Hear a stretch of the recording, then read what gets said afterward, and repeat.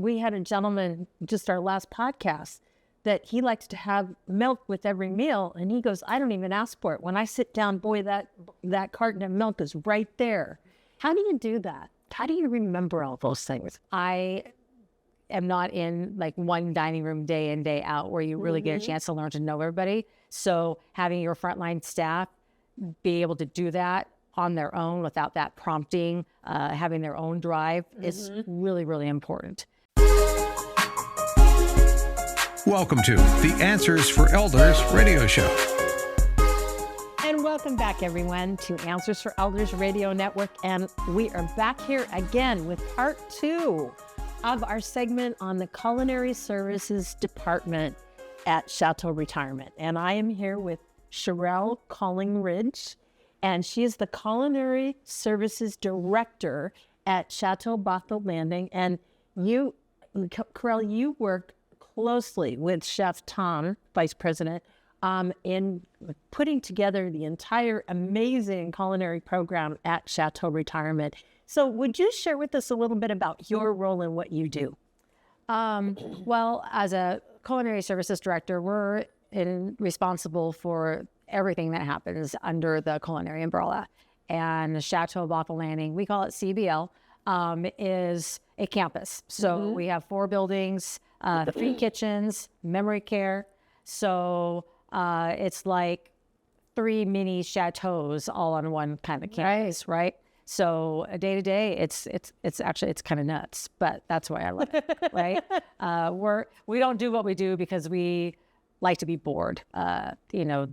The changing thing is what I think for me definitely is what keeps me in the job. A lot of it is every day is different, and you get to put on lots of different hats for that, right? And leading staff, all sorts of different kinds of staff. I've got teenagers who have never held a job before, to some cooks that are on the kind of the tail end of their career, and they're kind of at the point where they're just really happy to have a stable job that they can go to that's routine based, right? And then a whole bunch of staff in between, 20-somethings, and we term it back of house, front of house. So I think Bothell probably is the biggest culinary staff, definitely, and I think we have about 70-ish staff right now. Yeah. Wow. So, and obviously culinary starts when someone just moves in.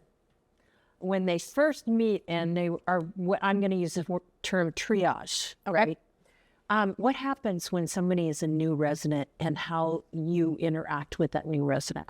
Well, my team is really the ones who are on the front line every day. I interact with the residents if I'm going through the dining room, or especially when we have events particularly. But the new residents, dining room managers, I have one in each dining room. They're really great about introducing themselves, talking to them a little bit, kind of finding out a little bit of what they like.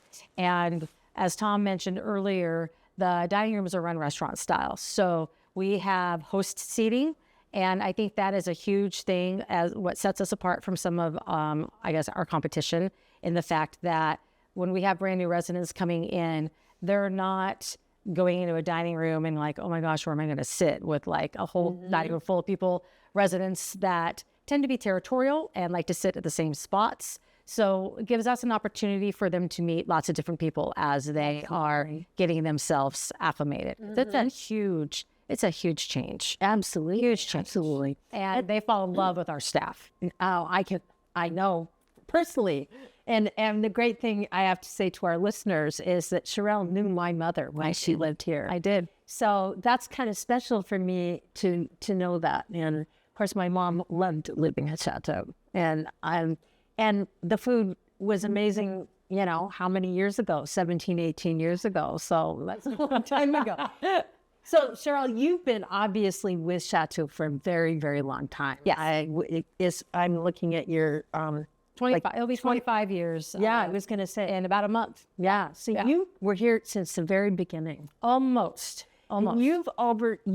This speaks to leadership development in this organization, because you started, I believe, in the dining room, didn't you? Yeah. As a server, and then you evolved, didn't you? I started my initial career as a server in the dining room when I was in high school at a community in Shoreline. But for Chateau, I started here. Actually, I came on as the assistant. At the time, my daughter was 9 months old. So I was looking for a job that was not going to be quite so demanding. And someone that I had worked with previously had come over here to open Chateau Pacific as a business manager. So I think it took us about a year to get me over here. And I came in as the assistant at that point. Yeah. And we have 2 other people that have been with the company for 25 years. They were already employees here then, a housekeeper and one of our HR people. Yeah. You've seen Chateau grow from ground zero. Yeah. Basically. Yeah. Tell me a little bit about your experience and just a little bit about your career path here. Well, I've been really fortunate to have, as far as like the culinary program at Bothell, I've been there to open every single kitchen. So when Bothell opened in 2002, a handful of us from Chateau Pacific went over there and opened it. And I think that's probably been my favorite experience. Opening a brand new building, like, it's just, it's really cool from, you know, learning, working with a new team, just the whole meeting the very first residents that moved in. We actually had a meet and greet here at CP, probably like, I don't know, 5 or 6 months before that. And I still remember the residents that I talked to that day and some of that first group that was that for Bothell really kind of were pivotal in creating that resident culture that still thrives. Right. They're very, very involved, inclusive, and it was just really cool. Definitely. And in China and all that kind of stuff, you know, all that kind of fun stuff. Well, and not only that, but I know you have private dining rooms for families. So if they want their own, let's say a family gathering or something like that, you guys can accommodate that. We can at the other buildings. Strangely, the funny thing is, Bothell being the biggest campus, we don't have a private dining room, but we have a couple other common space areas that families can have used for free, utilize for free, and get together. And that's so important to be able to have like a birthday party. Yes. And matter of fact, I believe we did have my mom's birthday when you were here, when she was here, and we had it in the private dining room at the time. The old private dining room. The old private, which is now the library. Yes. And it was really special because, you know, they had, I remember sitting down with your you know, probably who did your role back then. And we planned out, you know, this is what Mom loves. She loves Swedish meatballs. And they actually made Swedish meatballs for her. And that was really special for us to do for her birthday. Do you find a lot of times families will want something special at times for their residents? Yeah. It's things have changed a little bit since COVID on that end. Yeah. There's so many other options that they can pull from. But the ability to personalize what we can is one of those things that we do like to do. And you do. It's like we had a gentleman, just our last podcast, that he likes to have milk with every meal. And he goes, I don't even ask for it. When I sit down, boy, that carton of milk is right there. So you really dial into what's most important to your residents and really understand what their needs are independently. And how do you do that? How do you remember all those things? Well, I think having a great, strong frontline staff is first and foremost the most important. You know, the differences for me versus Stacy and Anna in the other 2 buildings is the campus being so big. I am not in like one dining room day in, day out where you really get a chance to learn to know everybody. So having your frontline staff be able to do that on their own without that prompting, having their own drive is really, really important on that end, and just communicating. I mean, I would say probably for me, 50% of what I do every day is communication based, talking, either texting, which is a huge time saver in today's day and age, texting, talking, touch bases, finding out what's going on. You know, looking at things on the computer. At Chateau Bothell Landing, you have 3 dining rooms. Yes. What, obviously, are they different? They are. That's the nice kind of thing about the campus kind of feel is that we are able to have a little bit of a different kind of concept in each dining room restaurant. That's wonderful. So our original, the Landing, is the cool thing about Bothell is it's built on a hillside. Well, it's cool and not sometimes. But 2 of our 3 dining rooms are up, and so they have beautiful views of, I would say, downtown Bothell and the slough. And so each dining room has a slightly different concept, a little bit based on where the location is. The Landing is in Building A, which is our original location. Tends to have a little bit more of the more comfort food residents. They're a little bit less particular, a little less adventurous. That menu is also a little smaller because we don't serve as many meals out of that dining room. So that also, they do breakfast, lunch, and dinner. And then our bistro is our busiest dining room. We do lunch and dinner there. It's the same menu all day. So it's a little bit more restaurant style in the fact that you have lunch items, dinner items, salads, flatbread pizzas, burgers, also all day. So, if a resident just really wants a piece of salmon and some steamed vegetables for lunch, they can have that there. Right. And then they can have a sandwich at dinner if they'd like, right? And then our last... It's more casual. Yeah, it's casual, and it's got an open kitchen. So the residents really love the vibe there because they get to see what's going on. They get to see the cooks, which you don't get a chance to see in the other 2 dining rooms, right? They're behind closed doors. And one of our favorite things is seeing the residents when they walk out and they stop and, tell the cooks, hey, that was really great. Thank you. That was wonderful. And just kind of that camaraderie there is really neat.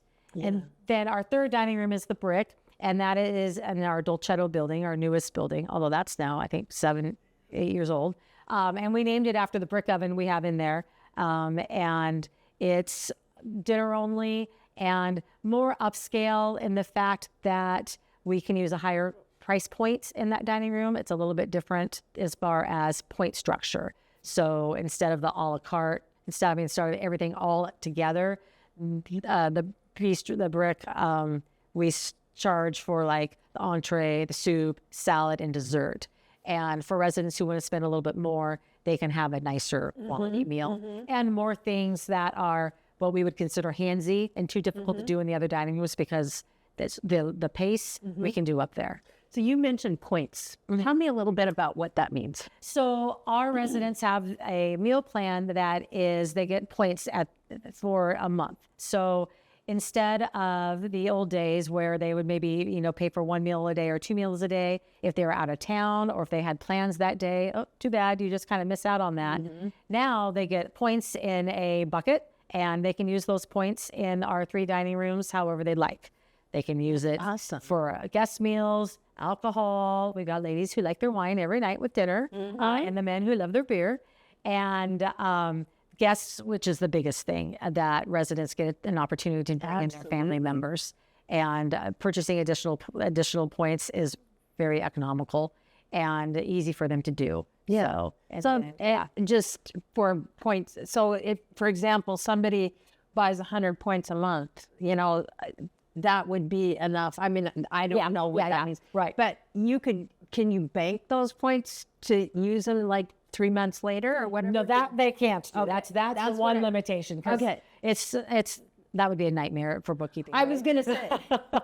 That's what I was asking. We have a point of sale program though, and that's one of the things that the Chateau, I think, really sets us apart is I don't think very many of our competition has point of sale programs. And ours is one that is written specifically for retirement communities. So all of our residents are in that database. We can enter in personalized information about them. It has their picture, lets us know if they have allergies, alerts, preferences, and it also tracks what they're eating. So they can get a printout at any time from one of the servers, letting them know how many points they have used up for their billing period. Perfect. And how many they have left to use. Perfect. And it kind of gives them an idea of, oh, maybe I need to bring some of my family over. Yeah. Or, and if they go over, it just shows up on their bill. It's not like they get told, oh, you can't eat today. Right. So, right. I think that's just wonderful. It's a great freedom, right? You feel like you're getting your money's worth because you're not missing out because you went out to lunch with your buddies. You're not missing out on your meal at the Chateau. You can have it tomorrow. Right. Well, I have a lot to talk to you and Chef Tom about, how you guys work together as a team, how you have built this amazing organization of servers in the dining room and the 10 years that they've had, and the staff, the kitchen staff. So anyway, we're going to be right back, and we're going to come be here with both Sherrelle and Tom right after this. Did you know that you can discover hundreds of podcasts in our library on senior care? So visit our website and discover our decision guides that will help you also navigate decision making. Find us at answersforelders.com.